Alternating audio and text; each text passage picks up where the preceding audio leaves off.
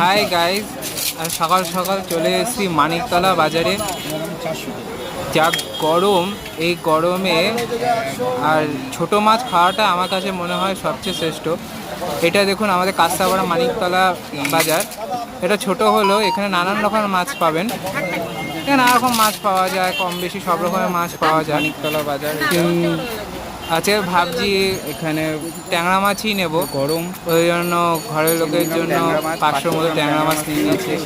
তারা আজকে বলে ছোটো মাছই খাবে, বড় মাছ খাবে না। ওরা মানিকতলা বাজার আগে ট্যাংরা মাছ নিয়ে নিয়েছি।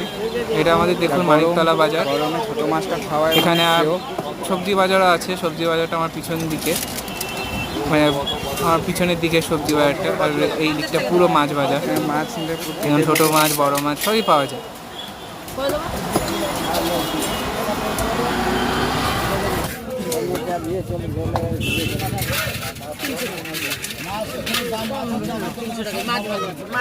পুরো মানিকতলা বাজার, আমাদের কাস্তাপাড়া মানিকতলা বাজার।